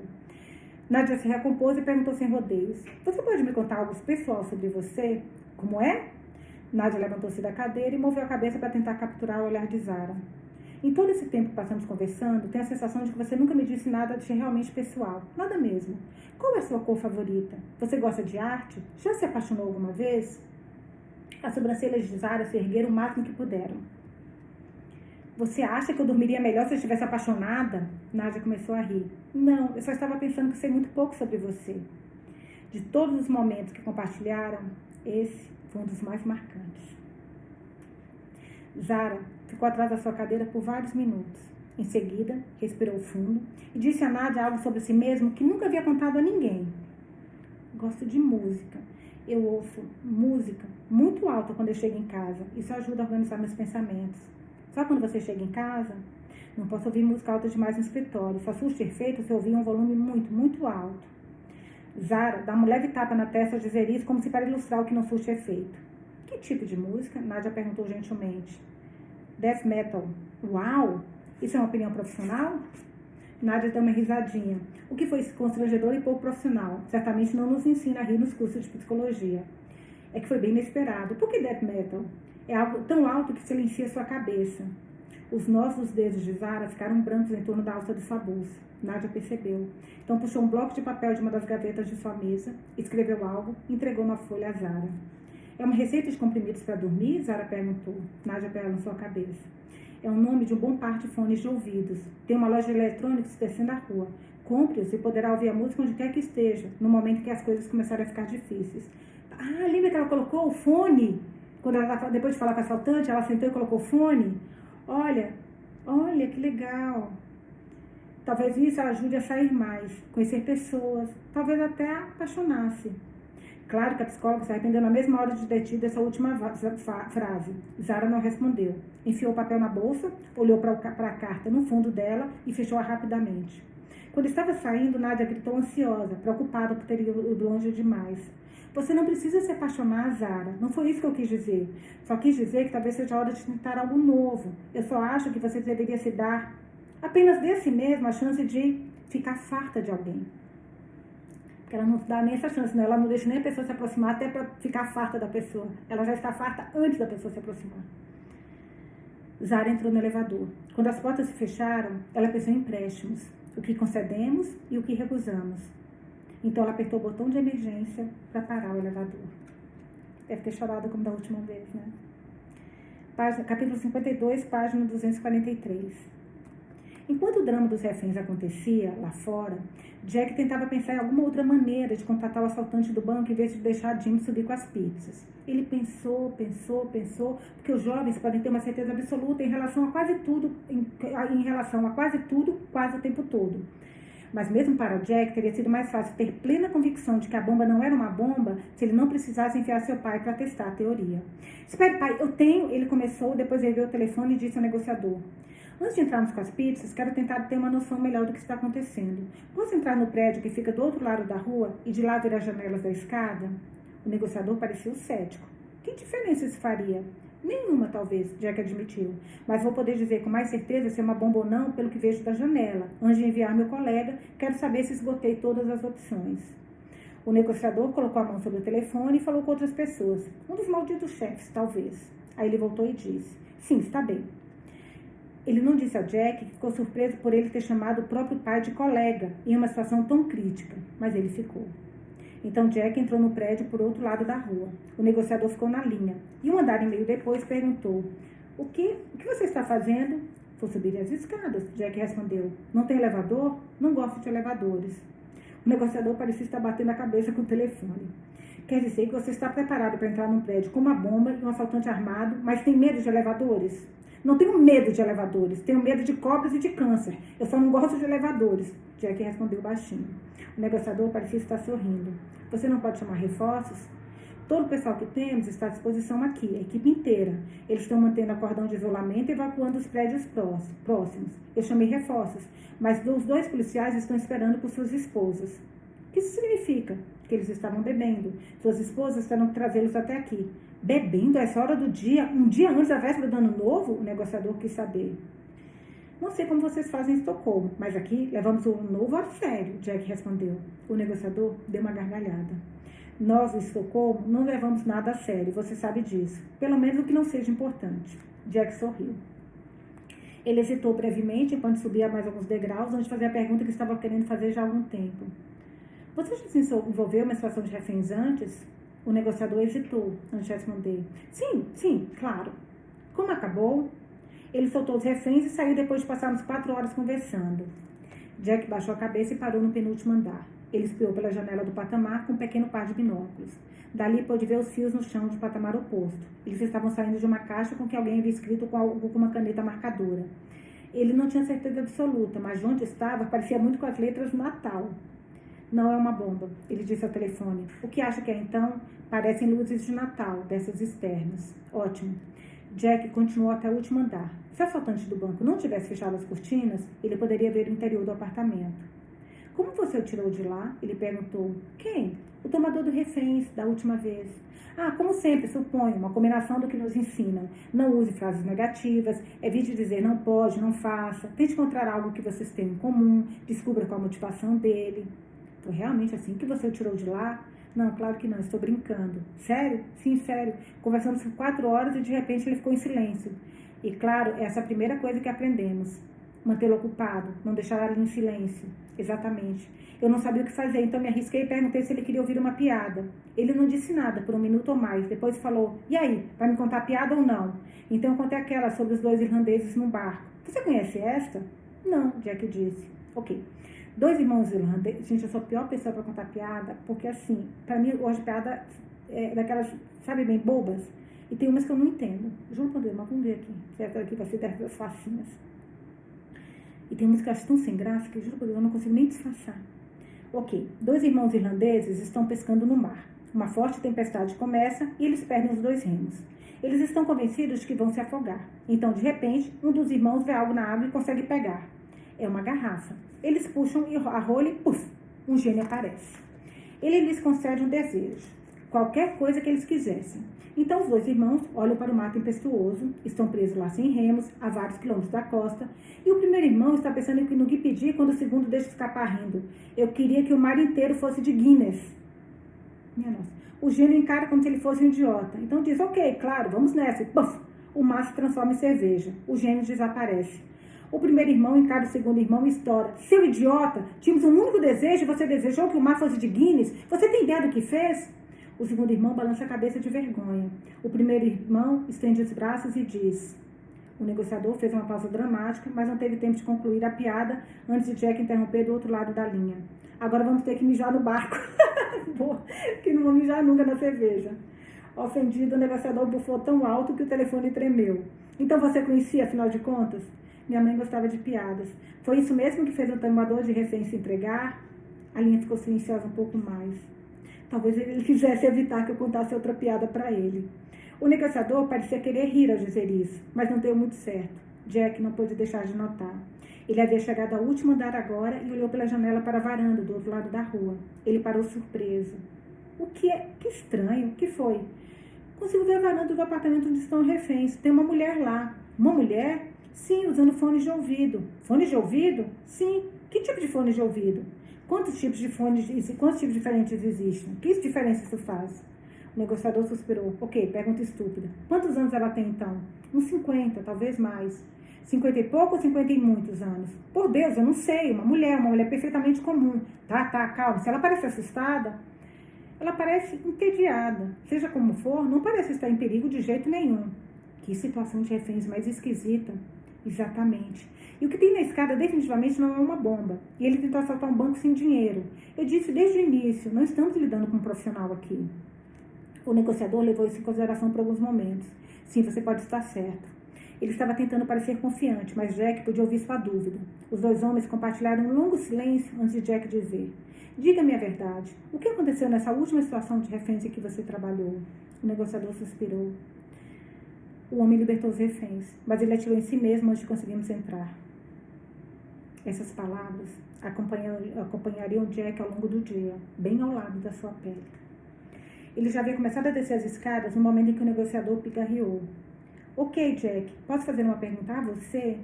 Por que você recusou aquele emprego em Estocolmo? Jack considerou mentir, mas não conseguiu reunir energia suficiente. Como sabe disso? Falei com um dos chefes antes de partir. Perguntei a ela quem estava na cena do crime. Ela disse que eu deveria falar com Jack, porque ele é muito bom. Disse também que lhe propôs várias vezes trabalhar lá, mas você continua recusando. Eu já tenho um trabalho aqui. Não como que ela está te oferecendo. Jack bufou defensivamente. Vocês é de Estocolmo. Vocês todos acham que o mundo gira em torno da sua maldita cidade. O negociador riu. Escute. Eu cresci no vilarejo onde a gente tinha que dirigir 45 minutos se quisesse comprar leite. Lá, a gente achava que a sua cidade era uma metrópole.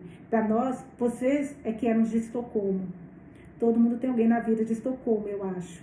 Então, qual é o seu problema? Você acha que não daria conta do trabalho se aceitasse? Jack esfregou as mãos nas calças. Você é meu psicólogo, algo assim? Parece que você precisa de um.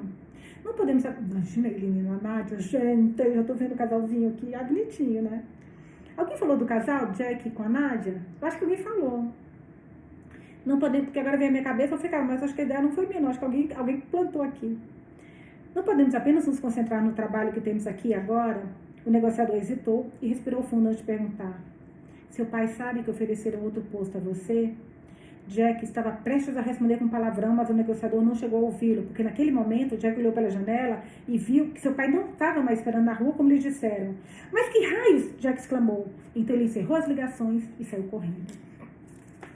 Vou tentar ler mais um. Acho que tá, vamos ver. Zara, capítulo 53, página 249. Zara tinha acabado de ir para a varanda quando Jack a viu. Isso foi logo depois dela dizer ao assaltante do banco no hall para não fazer nenhuma besteira. E ela precisava de ar fresco mais do que nunca. Se tudo que víssemos fosse as costas de Zara indo em direção à varanda, é provável que achássemos que ela estava impaciente. Precisaríamos ver seu rosto para entender que ela estava se sentindo fragilizada.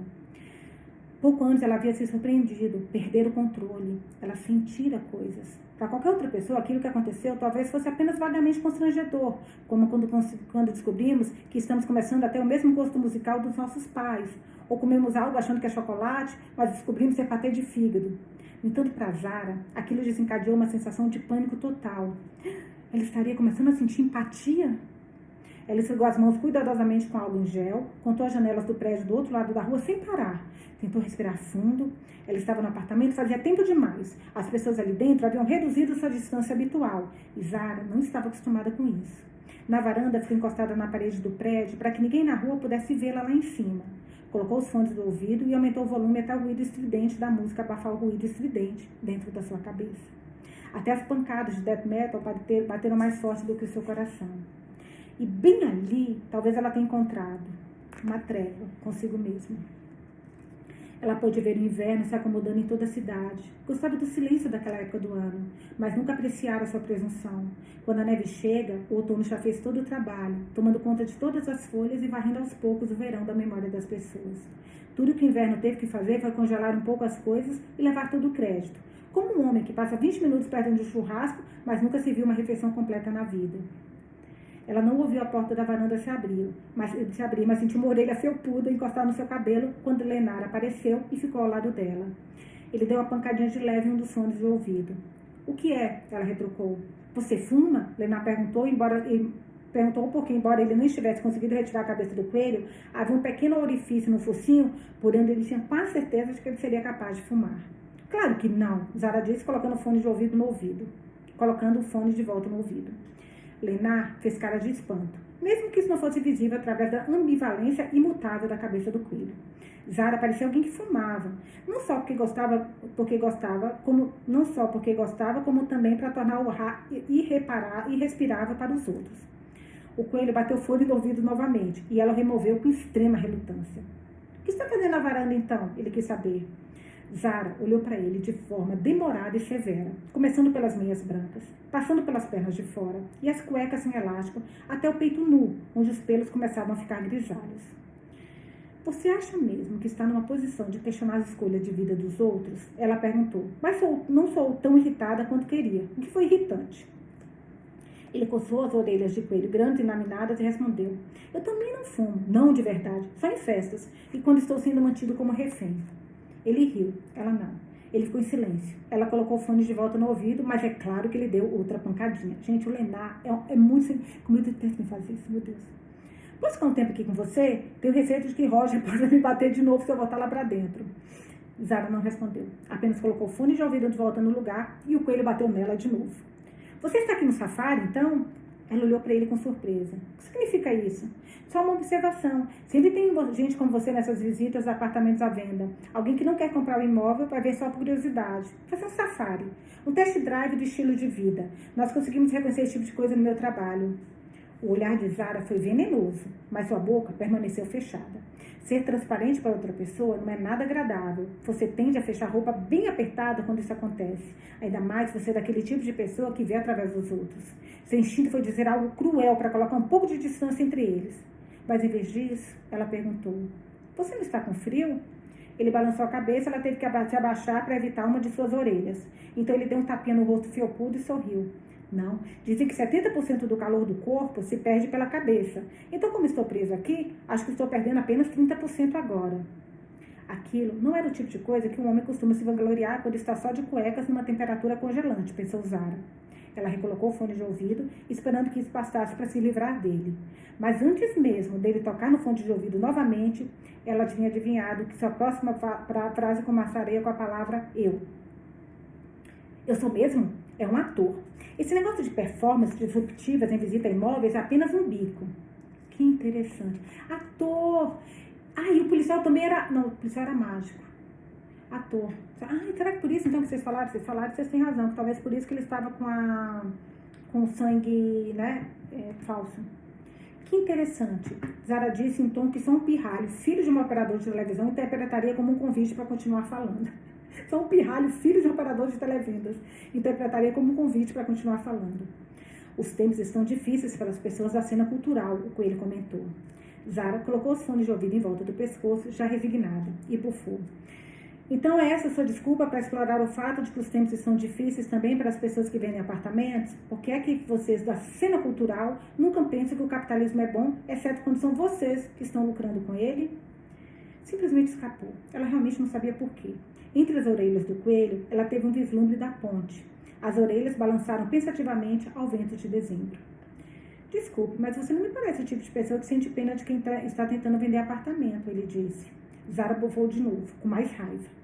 Eu não me importo com vendedores ou compradores, mas eu me importo com o fato de que você não parece compreender que seu bico está manipulando o sistema econômico. A cabeça do coelho tinha um sorriso fixo eterno, mas dentro dela, Lenar se esforçava para pensar. Então ele disse o que Zara considerou a coisa mais estúpida que poderia sair da boca de alguém, coelho ou humano. O que eu tenho a ver com o sistema econômico? Zara massageou as mãos, contou as janelas. O mercado deveria ser autorregulado, mas pessoas como você precisam prejudicar o equilíbrio entre oferta e demanda, ela disse cansada. É claro que o coelho respondeu na lata, dizendo a coisa mais previsível possível. Isso não é verdade. Se eu não estivesse fazendo isso, outra pessoa faria. Eu não estou infringindo a lei. Um apartamento é o maior investimento que a maioria das pessoas fazem, e elas querem o melhor preço. Então, estou apenas oferecendo um serviço que apartamentos não deveriam ser investimentos, Zara respondeu sombriamente. O que eles deveriam ser, então? Uma moradia. Você é por acaso comunista? O coelho riu. Zara sentiu vontade de socá-lo pelo nariz por isso, mas em vez disso, ela apontou entre suas orelhas e disse: quando a crise financeira nos atingiu, 10 anos atrás, um homem pulou daquela ponte por causa de uma quebra do mercado imobiliário do outro lado do mundo. Pessoas inocentes perderam seus empregos e os culpados receberam bonificações. Você sabe por quê? Agora você está exagerando, porque pessoas como você não se importam com o equilíbrio do sistema. Lenar riu com arrogância dentro da cabeça do coelho. Ele ainda não havia percebido que havia com quem havia iniciado uma discussão. Calma aí, a crise financeira foi culpa dos bancos. Eu não faço as regras? É isso que você quer dizer? Você não dita as regras, apenas joga o jogo? Zara interrompeu já cansada, porque ela preferia beber nitroglicerina e pular numa cama elástica a ser obrigada a ouvir outro homem lhe dando um sermão sobre responsabilidades financeiras. Sim, mas Zara havia passado tempo suficiente em sua vida em salas de reunião com o mercado-alvo de abotoadoras para ser capaz de prever o restante do monólogo desse sujeito.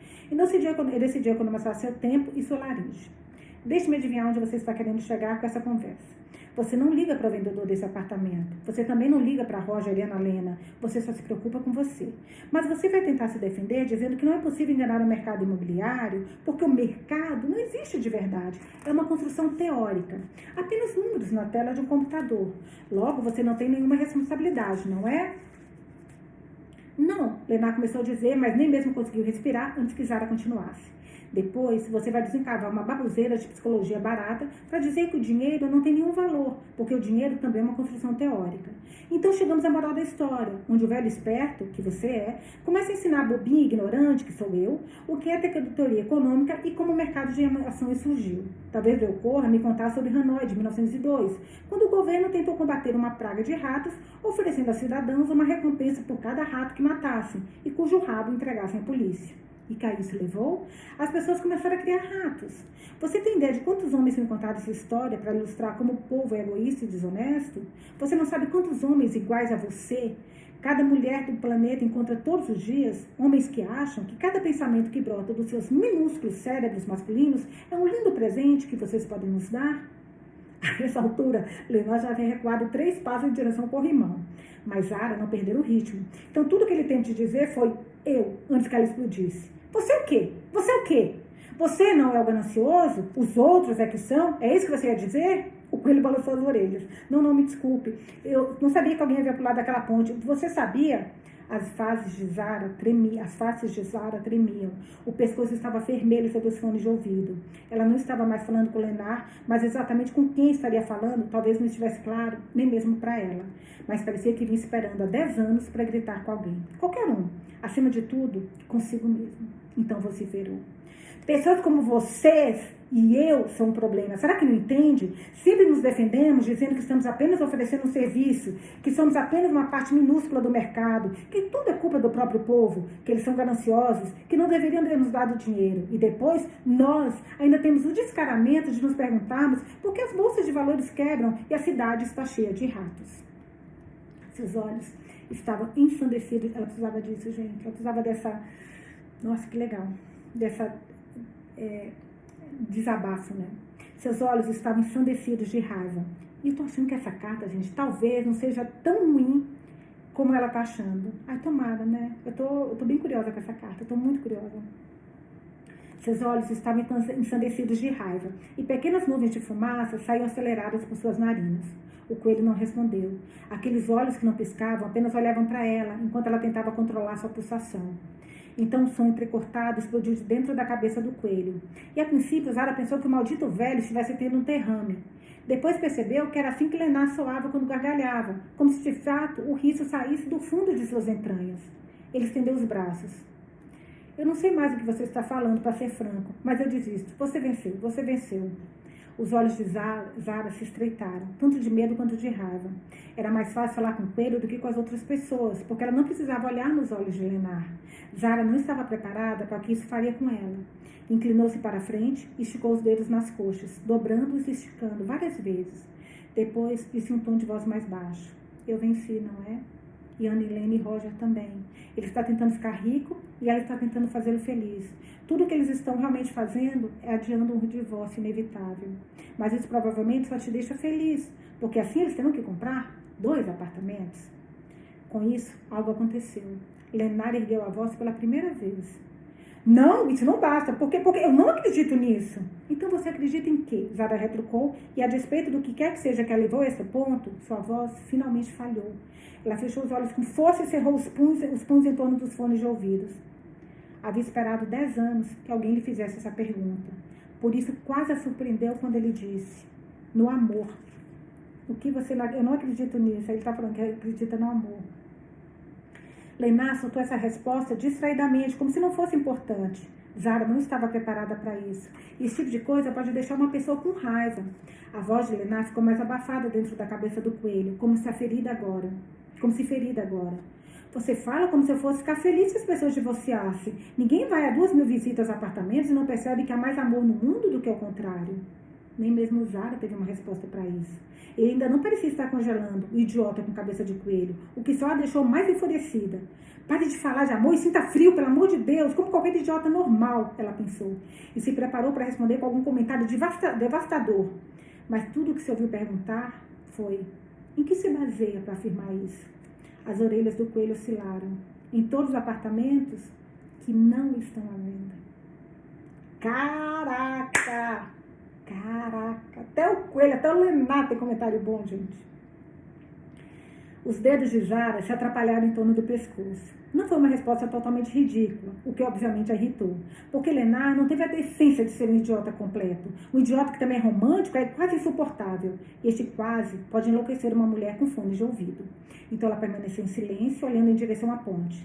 Depois deu um suspiro resignado e tirou 2 cigarros da bolsa. Ela enfiou no focinho do coelho e o outro na própria boca. O coelho foi esperto o suficiente para não falar sobre sua afirmação anterior de que ela não fumava. Ela gostou disso. Quando ela lhe deu isqueiro, ele conseguiu chamuscar o pelo do nariz e teve que apagar as chamas com a mão. Ela gostou disso também. Eles fumaram sem nenhuma urgência. Então Lenar disse seriamente, mas sem nenhum traço de acusação enquanto olhava para os telhados. Você pode pensar o que quiser de mim, mas a Ana Helena é um dos poucos clientes que eu tenho que não posso deixar de torcer por ela. Ela não quer enriquecer o marido, ela só quer que ele se sinta necessário. Todo mundo acha que ela é submissa e oprimida e que sempre teve que ceder e fazer sacrifícios pela carreira dele. Mas você sabe qual era o trabalho dela antes? Não, Zara confessou. Ela era analista sênior de uma grande empresa industrial americana. Não acreditei no começo, porque ela é tão confusa quanto uma caixa de gatinhos. Mas você não vai encontrar uma pessoa mais inteligente e mais bem instruída nesse apartamento, posso lhe assegurar.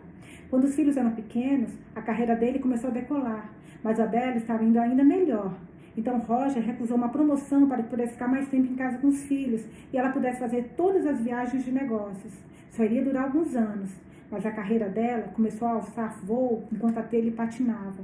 E quanto mais diferença havia entre os salários, mais difícil era para eles trocarem de posição. Quando as crianças cresceram e Ana Helena alcançou todos os seus objetivos, ela virou-se para Roger e disse, agora é sua vez. Mas ele não teve mais promoções, estava velho demais. Eles não sabiam como falar sobre isso, porque nunca haviam praticado as palavras certas. Então agora ela está tentando compensá-lo. Caralho, gente, olha isso. Puta, a gente nunca sabe o que acontece com o outro. Meu Deus do céu. Então agora ela está tentando compensá-lo, mudando-se o tempo todo e reformando apartamentos, tudo que eles têm feito, um projeto em comum. Roger não tem mais filhos para cuidar, então se sente inútil. E Ana Helena só quer um lar. Você pode dizer muitas coisas sobre mim, mas não se atreve a insinuar que não estou torcendo por eles. Zara acendeu outro cigarro, principalmente para manter os olhos ocupados, olhando para a ponte incandescente. Ana Helena te contou isso? Você ficaria surpresa com o que as pessoas me contam. Não, eu não ficaria, Zara sussurrou. Ela teve vontade de dizer a ele que precisa de distância, que não consegue parar de massagear as mãos, que ela conta cada objeto de cada cômodo porque isso acalma, que gosta de planilhas e previsões de faturamento, que gosta de ordem, mas ela também teve vontade de dizer a ele que o sistema econômico ao qual se dedicou sua vida profissional é o maior problema do mundo agora, porque tornamos o sistema forte demais, esquecemos de como somos gananciosos, mas acima de tudo, esquecemos de como somos fracos. Isso agora está nos esmagando. Teve vontade de dizer tudo isso, mas nessa altura da vida ela já havia se acostumado com o fato de que as pessoas não entendiam ou não queriam entender. Então ficou em silêncio. E no fundo gostaria de ter ficado em silêncio o tempo todo. Eles fumaram outro cigarro. Zara se opunha à presença dele menos do que ele esperava. E aquele dia já tinha oferecido mais novas experiências do que ela se sentia pronta para absorver. Então seus dedos imediatamente começaram a traçar as bordas do fone de ouvido quando as orelhas do coelho balançaram em sua direção novamente. Ela percebeu que ele estava tentando pensar em algo para perguntar a ela, para continuar a conversa. Isso era o que mais irritava a Zara nos homens, o fato de que eles só sabiam fazer duas perguntas, em que você trabalha e você é casada. Mas em vez disso, esse Lenar peculiar criou coragem para perguntar-lhe, o que você está escutando? Lenar e Zara, gente? Não, né? Tô doida? Bom... Que inferno, Zara pensou. Por que você não pode simplesmente sentir frio e não se interessar por mim? Ela abriu a boca. Havia tanta coisa que queria dizer, mas tudo que saiu foi. Assaltante de banco vai se entregar logo. A polícia vai invadir este apartamento a qualquer momento. Você devia vestir uma calça. O coelho fez que sim com a cabeça desapontado. Ele a deixou com os fones de ouvido, a música no volume máximo contando as janelas indefinitivamente. Pode não ser o tipo de história de amor que merecia que alguém fizesse um poema. Pode não ser o tipo de história de amor que merecia que alguém fizesse um poema. Mas eles arrebataram um ao outro ali mesmo, naquele dia. Caraca, gente, lembro até a página 258, consegui ler o capítulo a mais para dar 1h30. Cara, que livro delicioso, quanta lição, quanta... Pena que eu vou depois dar uma olhadinha, eu vou marcar. Tem muito trecho bom nesse livro que eu quero deixar marcadinho, que quando eu for desapegar dele, vocês compram já com minhas marcações. O pessoal gosta. E se não gostar, é só tirar também. Ai, me conta o que vocês acharam. Nossa, eu tô assim, Jack com Jean, que amor. A história da mãe do Jean, a história do como a irmã foi, como morreu. Cara, tanta coisa, não sei nem falar com vocês o que eu gostei mais. Bandido, não é o bandido, é a mãe, gente. Toda aquela história que a gente escutou foi da mãe, não do pai. Cara, e as meninas morando com o pai, a mãe não tem onde morar. Tô muito chocada. E ainda tá vindo com Zara, com Lenar? Para. Tô em choque. Por favor, abram minha mente, me tragam coisas, me tragam informações. O que vocês acharam? Eu tô amando, espero que vocês também. Beijos, até amanhã.